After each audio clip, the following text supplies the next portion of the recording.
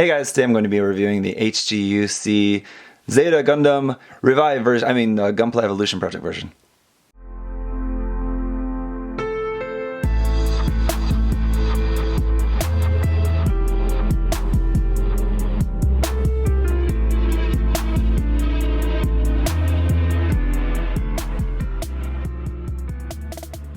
So for whatever reason, I guess the Revive title was just not cool enough for Bandai, so they had to change it up to the Gunpla Evolution Project.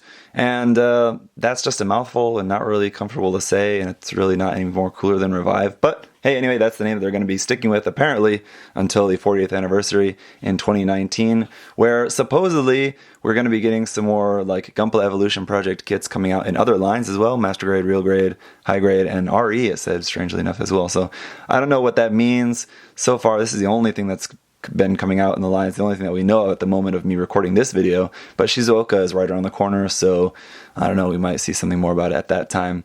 I'd hope so, or either that or it's just kind of weird. Anyway, but fantastic box art here, as we've seen with a lot of the HG Universal Century kits, but especially as of late, they've been pretty fantastic, and this is no exception.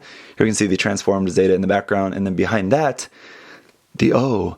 So does that mean we're going to get a Gunpla Evolution Project version of the O?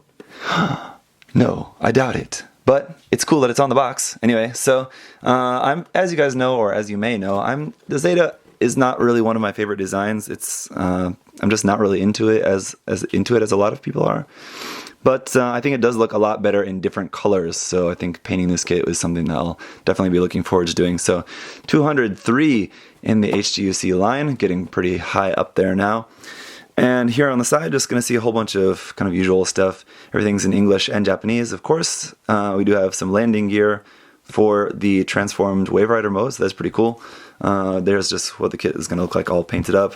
Very standard Gundam Zeta, strand of Gundam colors, a little bit more blue than the RX-78 too, but basically the same kind of color scheme. And then it has its rifle, but then it also has the Hyper Mega Launcher. Really happy about that, glad that that was included with this kit. I think Bandai definitely could have taken the route of making that a P-Bandai release or something, which, did they re-release the other one as a P-Bandai kit? I don't know, anyway.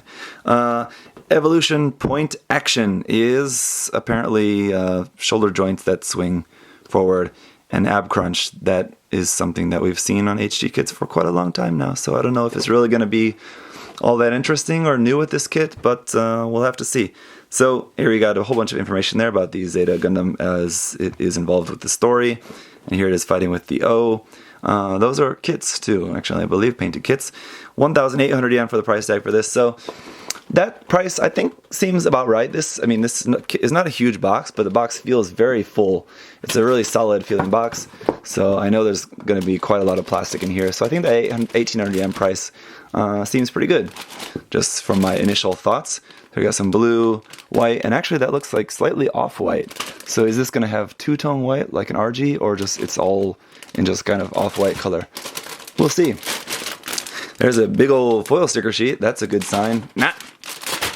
A whole bunch of blue, which looks like a very bright, obnoxious, toy-looking blue, unfortunately. A bunch of gray, and some beam effect parts, polycaps, and more black for the backpack and stuff like that.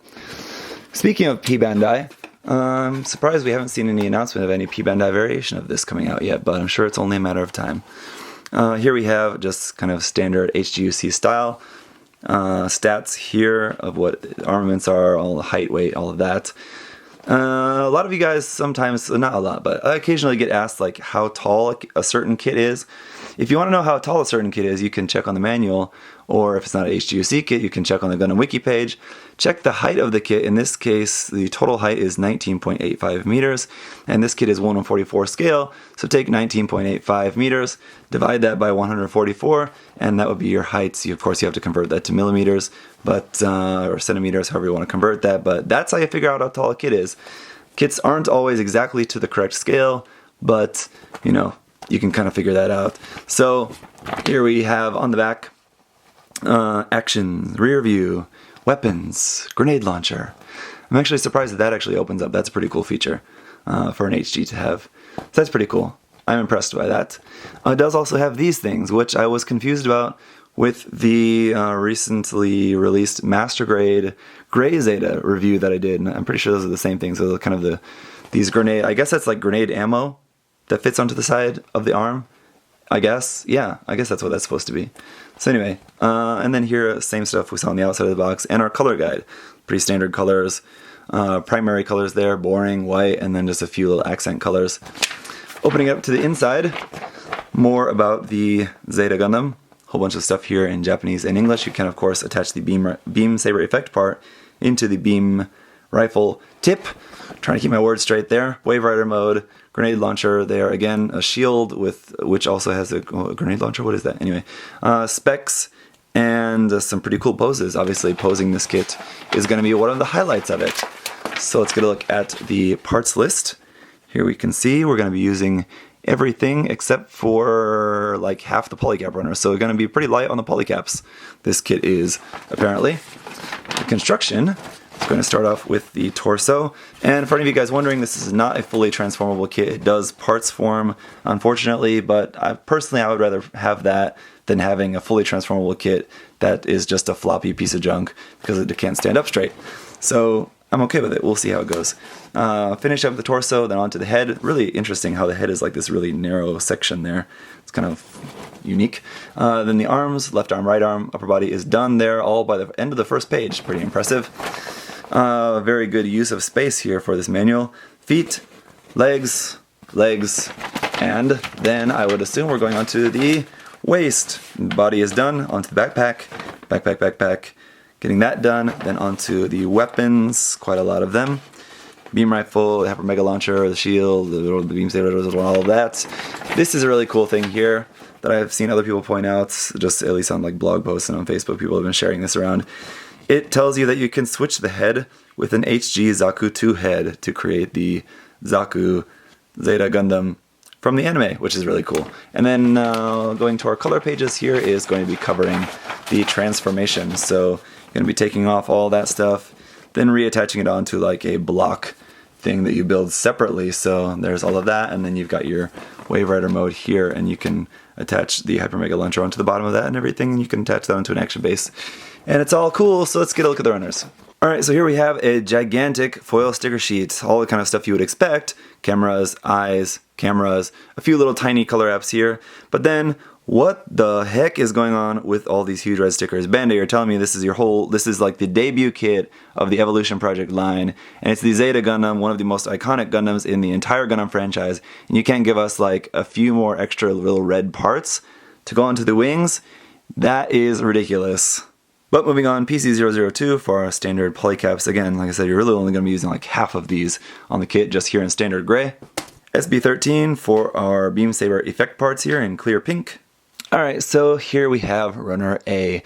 Runner A, not a very big runner, but it is nicely colored in 4 different colors. One clear green piece here for the eyes. Not really a big fan of that. I would have preferred that to be just plain clear, and then you can paint that whatever color you want, keep it clear. Yeah, just give us stickers for that. That would have been fine. Red parts all throughout here. Yellow parts on here, which is a really nice shade of yellow. I'll give them credit for that. And then here a few orange parts as well, which is also a really nice color, even though there's really only a very few of those. What I'm wondering is, obviously this is not a very full runner. There's some space here, and here on this side, which we have these big gates, where I imagine there's probably extra space that is left there for maybe doing some different Bandai exclusives, like I said, if they want to do some other variation. I don't really know what that would be, where they would need extra parts. I think it would just be breaking up the colors, doing like a white Zeta version, like the Amuro, like white and pink version or something. That would be just giving us different parts. So I'm not really too sure, but I think whatever the case is, this runner definitely could have been bigger to add a few more red parts on there for the red parts for the wings. And here we got runner B1, a very big, nice, full runner here. It's white, basically, but it's not pure white. It's definitely not very pure white. It's a little bit, just barely off-white. So I really don't think you're going to notice that when it's on the kit. It's just going to look white. But it is kind of interesting that they did it like that. One thing that I will give Bandai some credit for again here is just the details look really nice. You have some areas There's just like not a lot of detail at all. Like here's the part for the back skirt. And back skirt is obviously not the part that a lot of people are going to be looking at, but it's just like bare, no details there at all, basically. But then like so what I'm guessing this is the inside of the back skirt. A lot of really nice detail there. So just the fact that it has a part on the inside of the back skirt for one is kind of nice, and the fact that it's really nicely detailed, I gotta give them credit for that. Here's some parts for the head there as well.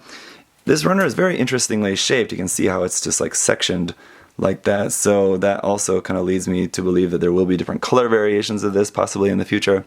And then we do also have runner B2, which is a copy of this section of the runner here.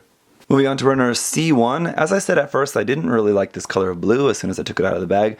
Now that I'm seeing it though, like out of the bag, it is actually a pretty nice shade of blue.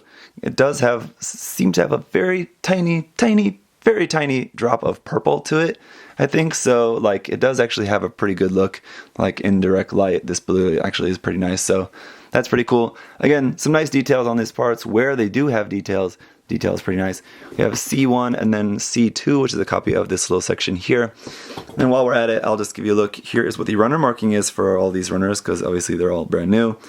HG 203 144 Zeta Gundam. So they're doing like they did with the Revive kits. They're just adding the HGUC number there to differentiate this from the original 144 scale Zeta Gundam. The runner D here, a nice big full runner here in black. It's like super dark gray, basically black. So this is mostly, again, parts for the backpack and the rifle you can see on there. So here's where those big stickers are going to be going for these edge of the wings there. So yeah. Then we got runner E1, another really nice big full runner here of all just standard gray parts for inner frame and different stuff like that. All kinds of stuff on here, basically all the mechanical parts. And then we do also have a runner E2 as well, which would be a copy of this section of the runner here. This looks like it would be in ABS, possibly, but luckily it is not. It's just regular polystyrene here for this. So yeah, as you can see, quite a lot of stuff in there. I think, like I said before, the 1,800 yen price seems just about right for this kit. It's a lot of plastic. Unfortunately, also a lot of stickers, so I'm not happy about that, but overall the kit does look really nice otherwise. So yeah, and of course, I mean, complaining about those red stickers on the wings, I will just step back from them and just say those are going to be super easy parts to mask. I mean, because it's just, there's already like a panel line there and it's like straight lines, like the easiest thing to mask. But just my point is that for this being like a new line where they're trying to make it like as best as they can, like it really seems like they could have not made those stickers there, but anyway. Alright, so that's it for this video. It's a little bit longer unboxing. Obviously, there's a lot of stuff in there. So thank you guys for watching. As always, if you have questions, comments, leave those down below. And I'll see you in the review. Bye-bye!